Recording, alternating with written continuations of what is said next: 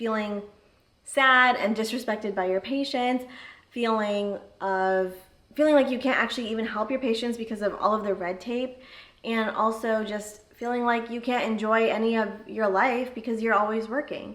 I think that really encompasses what medicine in 2024 is kind of like right now. Hi everyone, welcome back to my channel. I thought today we would talk about what everyone is talking about on the internet, and that is quitting medicine. And am I gonna quit medicine? We'll talk about it.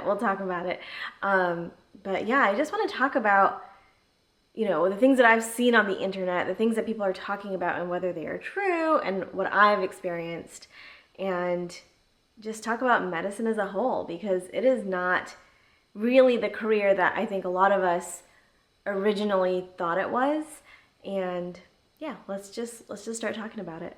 If you are anything like me, then you might think of medicine, at least like in ideal terms, as this sort of like glamorized specialty or glamorized life. You get to help people, which is the main thing, and people respect you, and I don't know, you have this fulfilling career where people respect you, and you get to help so many people, and people really care about your opinion, and you're doing all of this, you're giving back to humanity, and you make a decent living doing it. Like, that to me was, growing up, what I thought medicine was. And keep in mind, I have two parents that are both doctors, and I mean, the caveat here is they told me from the very beginning, don't do it unless you really want to do it. Like, don't do it because we told you to, because we're not telling you to. And in retrospect now, I understand, and I would probably tell my own children the same thing. But I feel like that is what we all sort of signed up for. Like, if you like science and you like helping people, then this is a great job for you. If you like, being in the OR and you like helping people, like, it always comes back to helping people, right? If you like helping people, then this is a great job for you, and a career, a calling. And a lot of people go into it because it is a calling, and so obviously that I will give them that. That is sort of a different type of human being. But at the end of the day, I feel like many of us make this decision because we are told that it's good for people who like to help people, and also good because there is a level of career stability, right? You don't get laid off the same way that other careers get laid off. There will always be a need for healthcare providers. Now, things are changing now with the rise of AI and with APPs or mid-level providers, but still the need for healthcare providers is there, for doctors is there. And so in those ways, I'm very grateful to be a doctor. In other ways, though, I think that glamorized idea of medicine has definitely shifted, and I think this is like a pre-2020, post-2020 situation, along with the rise of the internet and WebMD and Google MD, Google doctors, as they say, and like just a whole different view of medicine, and a lot of misinformation, and just total change in the idea of what it means to be a doctor.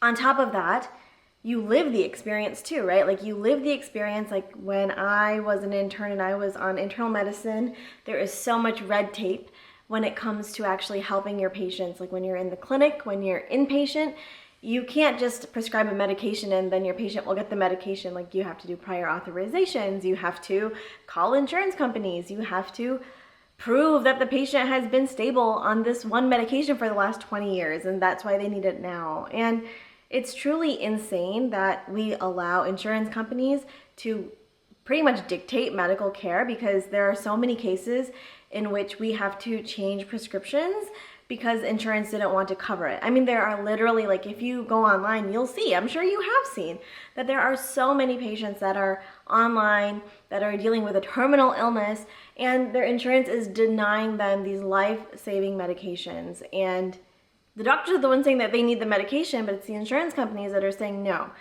All of these things really lead to a sense of like, am I really helping people? This is compounded by the idea that patients feel like doctors are just looking out for their own interests. And I see this all the time as a radiologist, where people will think that I am recommending an annual mammogram because somehow that generates money for me.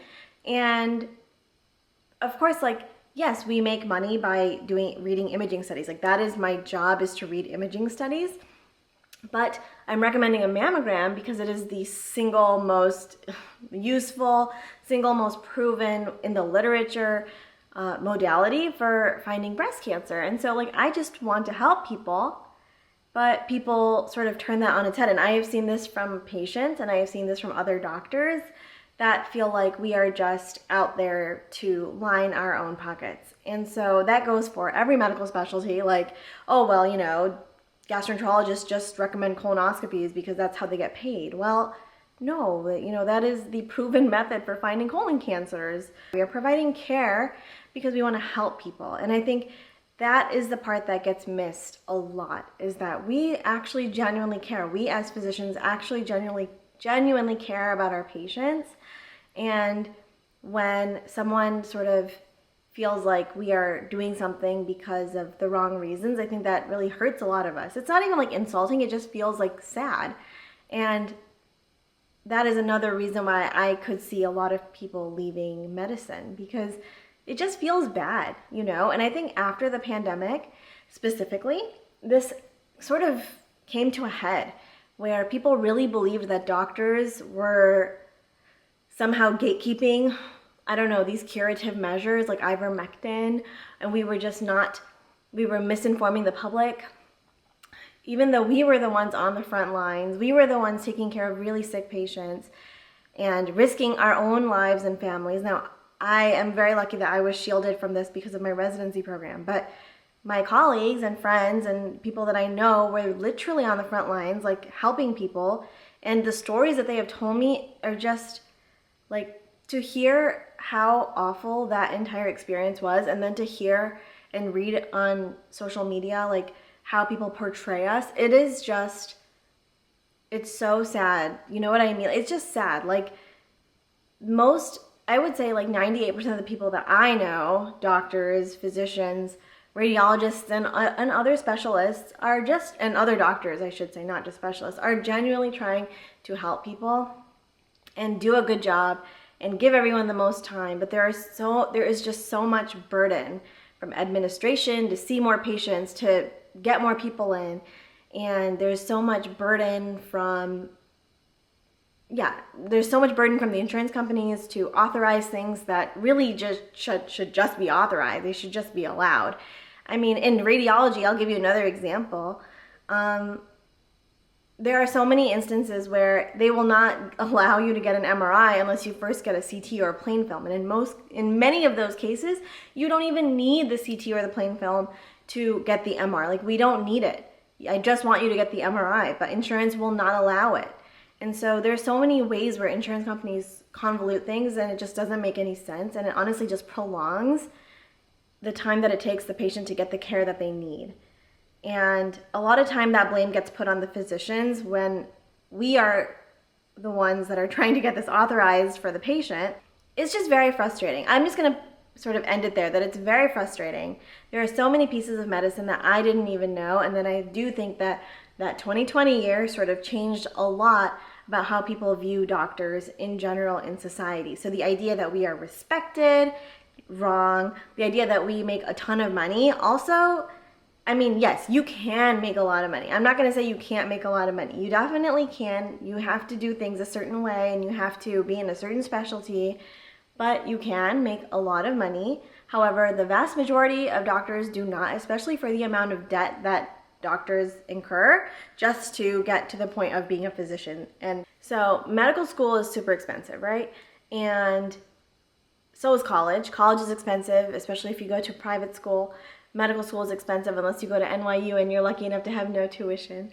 But the average debt of a medical student who graduated in 2023 was over $200,000, which is not a small amount of money.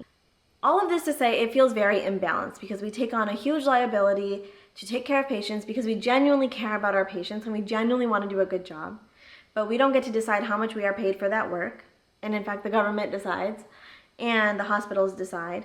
And on top of that, people think that we are doing this for our own interests. And to that I say, like, why would I do this for myself? And that brings me to my next point, which is in medicine, there is a total lack of work-life balance, right? You are on call on holidays, evenings.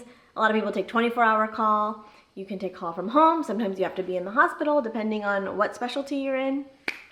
And so many moms that I've met, even dads, feel like they have missed their kids' childhoods because they have been working and they didn't get to see, they missed sports games, they missed concerts, they missed so many things because they had to work. And if you ask pediatricians, sometimes they will tell you, like, yes, I was so busy taking care of other people's children that I didn't even get to take care of my own child. And these are things that physicians do because they care, right? This is an active decision that people have made because they care. They genuinely care about other people. Ultimately, these are things that people do because they genuinely care about other people. I don't think that people choose to work on Christmas Day or New Year's Day because they have some sort of like, I don't know, enjoyment on working holidays and missing out on family time. But you do what's necessary because you care about your patients, right? But you can see how eventually it will lead to a lot of resentment. It leads to a lot of, feelings of burnout because you just feel like you don't have time to recharge. I know that this is more of a millennial and Gen Z way of thinking of like, well, you need mental health days, you need rest, you need wellness days, you need time to take care of yourself. That is not like a thing that exists in medicine. That is not a thing that has historically existed in medicine. Even just having like work hour limits is a new thing in medicine. And even still, people go over those work hour limitations and then they have to lie about it because if you complain, then your residency program might get shut down. So there's a plane going by. I don't know if you can hear it, but all of this to say that you can see why medicine is not necessarily the most glamorous field. The money is not so high as to offset all of these other things of like feeling sad and disrespected by your patients, feeling like you can't actually even help your patients because of all of the red tape, and also just feeling like you can't enjoy any of your life because you're always working. I think that really encompasses what medicine in 2024 is kind of like right now. And it's no wonder that people are quitting. Now, I will say, we're going to turn the conversation to me now. I will say that life as an attending is definitely different than life as a resident. And so when I see people that are in residency quit residency, I definitely feel a sense of like, was that the right decision? Because I do think that it gets better. I do think that it gets better as an attending. You have a lot more control over your time. You can definitely block off important dates. You can block off things that are important to you. Obviously, a lot of times that will come at a financial hit. Like if you decide you don't want to take call or something, you will have to pay that back in some way, whether it's paying your colleagues to take your call or taking a job that pays less because there's no call. But yeah, you have a lot more control as an attending, which is nice. Obviously, having some more money does help as an attending. You're not necessarily just living on 1/4 of the salary like you were as a resident. And that offers you a lot more freedom because you can pay other people to help you with things. You can save, you can pay off those debts, which may be causing like financial stress. Those are all really important things in life. And so I wonder if like, now, obviously the medfluencers that I see online that are quitting don't really need the money, it doesn't seem like. It seems like their influencing is creating a lot of opportunities for them and money, and that's great. But I will say that one thing that I am always reminding myself is that there is a job stability in medicine that doesn't exist in other places. And I see this with tech specifically. Tech was like the big thing when I was going through residency, I will say. I think it was sort of after college, and then in residency is when the tech, I felt like everybody was going into tech. And now I hear about the hiring freeze. I hear about, I hear about the hiring freeze. I hear about people being laid off, like in huge numbers. And that makes me feel very grateful for having a stable job that I actually like. And the next thing is actually making like an educated decision about the specialty that you go into. Because there are obviously so many range of specialties and subspecialties, but there are some that are just going to be worse than others when it comes to lifestyle and money. Primary care, unfortunately, pediatrics, unfortunately, are generally just paid less than other procedural specialties. So if money is an important factor to you, maybe you shouldn't choose one of those lower paying specialties. If you really value your work-life balance, then maybe choosing like trauma surgery is not a great option, or maybe OB is not a great option, because babies are delivered at all hours of the day. And these are things that like I definitely took into account when I was making a decision. Things that you don't necessarily see until you are a resident are like the areas of red tape, insurance issues, things that require the day-to-day work of an actual doctor instead of just shadowing someone, because then they go into their office and you don't know what they are doing, but in reality they are on hold for 40 minutes waiting for someone to pick up their call about, prior authorization. And I think that that stuff should be taught to medical students, especially financial literacy should be taught to medical students so you know how much you really need to make a good living. It's just, the state of medicine right now is sort of sad. And you have to make a very educated decision about what you want to do with your life, what you want your life to look like, and if you are okay with the certain lifestyle needs and patient needs that come with your patient population and your specialty. That being said, would I ever quit medicine? I think that I have found such a perfect niche for myself and my personality type that it would take a lot for me to quit what I'm doing right now. I really love what I do. I love being able to work from home. So thank God that I chose radiology, because that is something that has really changed my life and my outlook on my whole career. But that being said, if you ask me as a resident if I would quit, I feel like I would have been much more likely to say, yeah, I would quit in a heartbeat, because residency is much different than real life for me. And I also think for my husband. He's a ENT surgeon. He has his own practice. And I think that, I don't think he would ever say that he would quit, because I don't think he would ever quit. But residency for him was also different than what his life looks like right now. And then same for me. I had to do overnight call for a week at a time.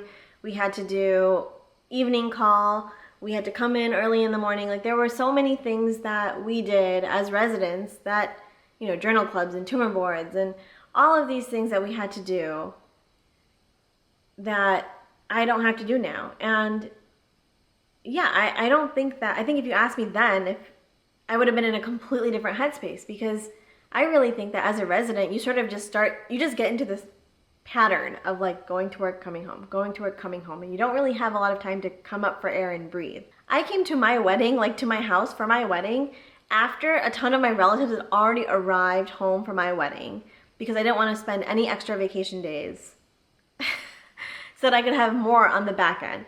That's the reality of residency life, is you have very little vacation time. You're always working, you're taking call, you're on nights, it's just a different life. And now I got to choose my job where I don't have to do nights, I don't have to do evenings. I don't work when I want to work. I work 3 days a week. I don't work weekends.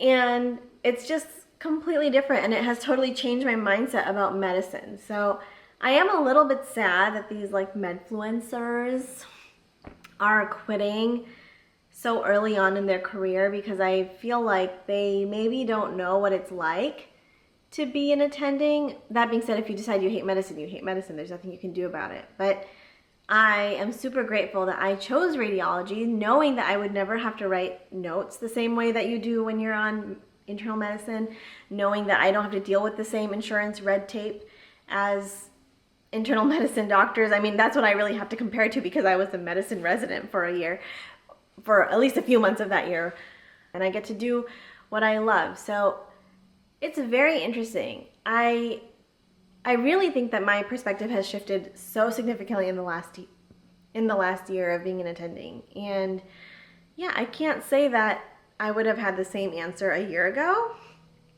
but man, it is interesting that so many people are quitting. All of that being said, would I tell my children to go into medicine, I don't think I would. I don't think so, because I think I got really lucky with the way that my life is right now, my job, and like just the way that I have been able to carve out this small space for myself.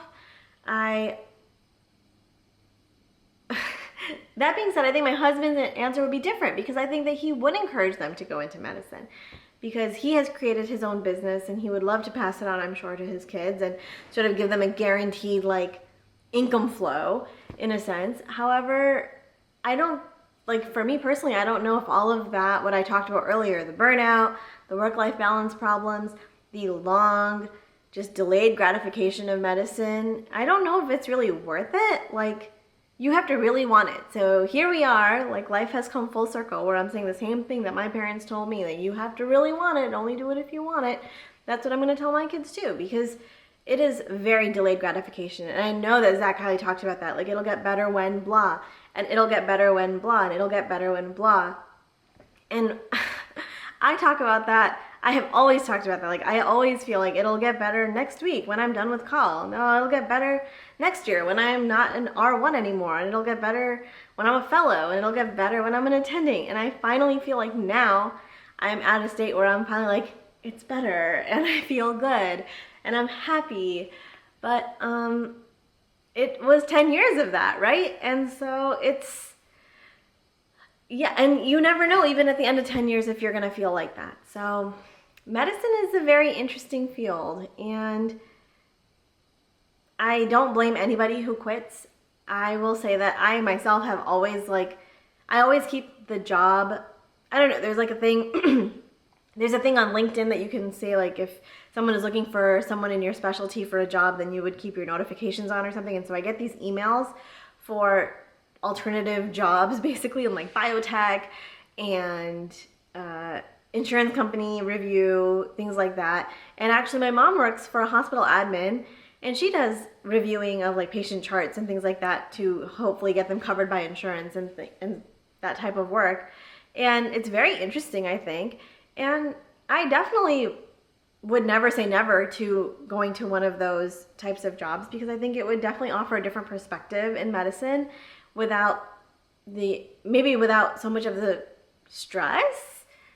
But of course every job has stress. And that was actually one thing I did want to sort of end on, is that no matter what you choose to do, work will always feel like work. And obviously you want to find something where you feel very fulfilled. Like I love what I do. I love working from home. I love the type of work that I get to do. But at the end of the day, it's still work. And making YouTube videos is super fun for me because I find it a hobby. I'm not a big medfluencer, as you know. I'm just me on the internet. And even still, sometimes if I haven't thought of a video idea, or if I haven't like done something, or I have to create a social media post or something, it can still feel like work. And so I imagine if that was actually my work, I would be like, man, I have to work. You know what I mean? Like I feel like work is always work. And so even if you do leave medicine, you may end up feeling the same way about whatever it is that you are doing. You may not, and that's great, but you still may end up feeling the same way about what you're doing. If you love to do Instagram posts and social media content and all of this stuff, it's all great. But there's always the idea that you have to continue to create better and better posts, right? Better and better videos. Like if you get a video with 1 million views, you have to make sure your next video also gets 1 million views. And that pressure, I think, it's a lot. I don't think that I would enjoy trying to have to do that all the time. Whereas like in medicine, I know that I can do a good job, I can do my work, I can sort of do my work, do a good job, and finish and enjoy the time with my family without stressing about these external things. So for me, not that I'm, like I said, I'm not a medical influencer, I'm just me on the internet. I don't think that that would be something that I could enjoy full time, because I think it would become very stressful in a totally different way than medicine is. Medicine, I feel like, is very stable. It's very guaranteed. I know that I'm going to have patients tomorrow. I know that they're going to come, and I know that I'm going to have work to do. Whereas social media content is much more fleeting. You have to get on the trends. You have to do it right away. You might flop and you might succeed, and I don't know. It's just a totally different world. So if I were to ever leave clinical medicine. I think what I would end up doing would be some sort of other type of job within medicine, but still, like I said, I just enjoy what I'm doing right now enough that I don't even feel the need to look at these external things. So anyways, wow, what an interesting video. I feel like I just ranted for the last 40 minutes, but medicine is a very interesting specialty, a very interesting field. And I don't think that everyone really sees not everybody sees like what medicine is really like until you are in it. And I always joke like, well, I'm just so grateful that I chose radiology, even though when I chose radiology, everybody told me, why are you choosing, you're so good with people, why are you choosing radiology? It's so boring, you're in a dark room, you're gonna fall asleep. I could not be happier with my choice of specialty. I am so happy.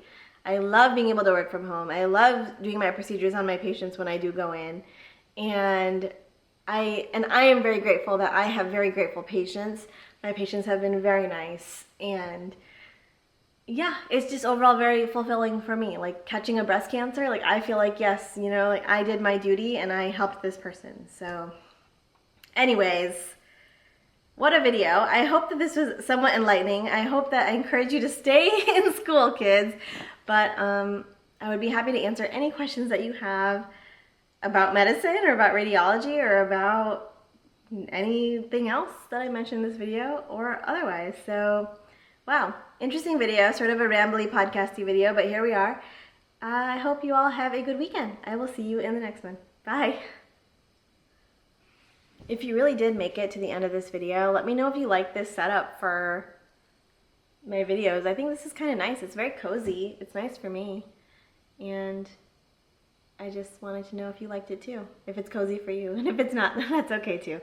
If you prefer my other setup. But yeah, this was nice. This was a fun filming setup. Okay, bye.